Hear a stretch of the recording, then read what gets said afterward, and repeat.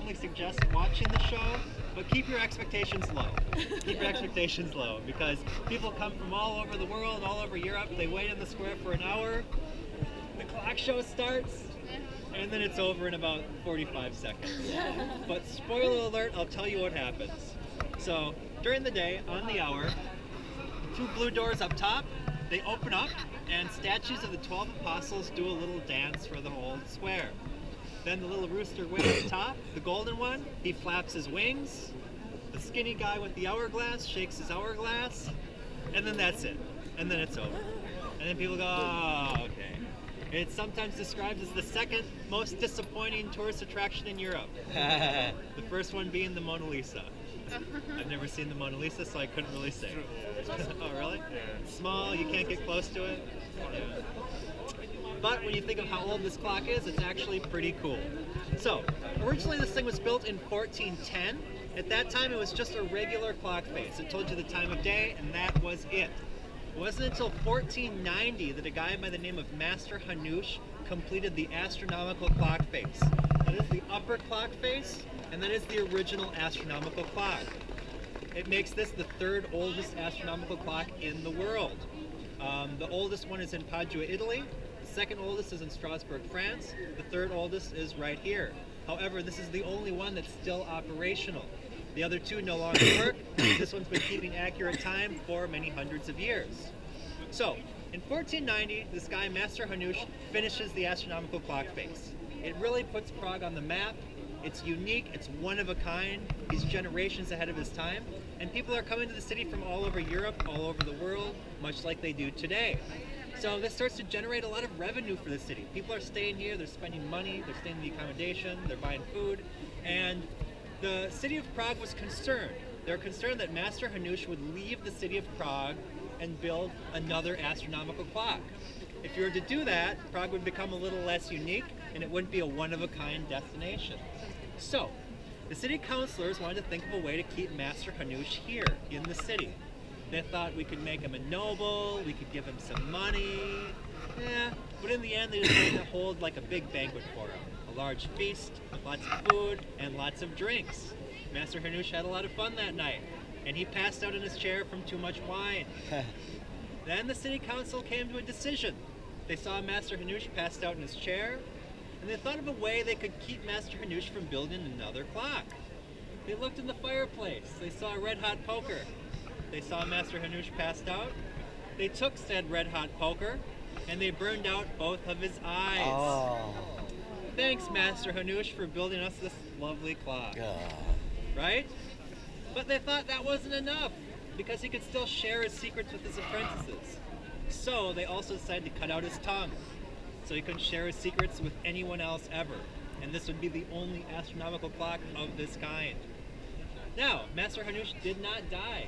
He survives this ordeal, and he has some hard feelings towards the city of Prague. Yeah. And he thinks of a way to get his revenge. So with the help of his servants, because he was a wealthy man, he had servants in his own estate, they brought him into the tower, up to the top, so they could look down on the gears and the inner workings of the astronomical clock. It's then that Master Hanush decides to commit suicide, throwing himself into the gears, destroying the mechanism, and killing himself in the process. Tragically for Master Hanush, he died because of his creation. In a selfish way for us, it's still here today. So, too bad Master Hanush. To give you an idea of how far ahead of his time he really was, it wasn't for another 100 years that they could get the clock working again. That's just how advanced his skills were. So, a little bit about the clock itself. So as I mentioned before, 1490 was when the original astronomical clock face was completed. This tells us Central European time, it tells us Bohemian time and Babylonian time, both of which we no longer use anymore. It tells us the day of the week, the day of the month.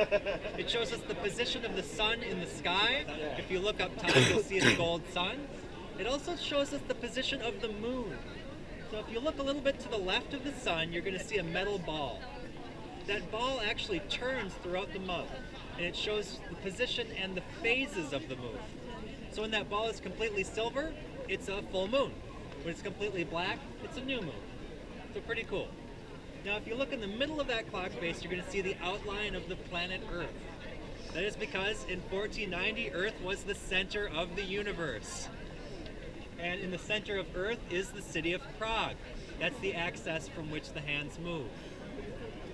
So, this has kind of been a work in progress since 1490. So if you look to the left and the right of that upper clock face, you're going to see 4 statues, 4 wooden statues.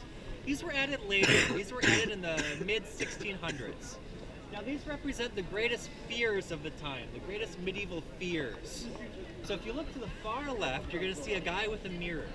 Or today it'd be like a selfie stick probably, or that, or something like that. He represents vanity, the fear of vanity.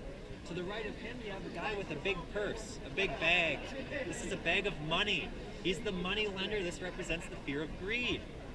And on the other side of the clock face, you're going to see a really skinny fellow with an little hourglass. He represents death. He's pretty self-explanatory.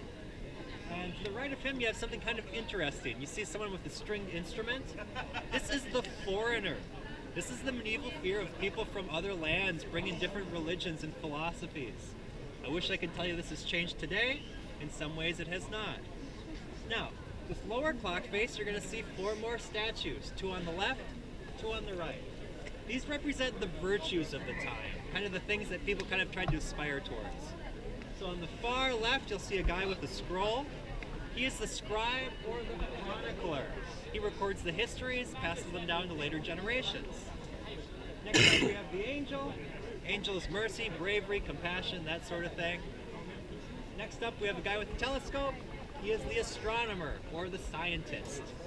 And lastly, we have the philosopher. He is the academic, the virtue of scholarly pursuits. Virtues then, virtues today. Now, the last addition to this has been this lower face.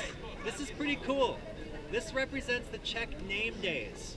So if you look at this lower clock face, you're going to see a white ring on the outside and a bunch of words scrawled there.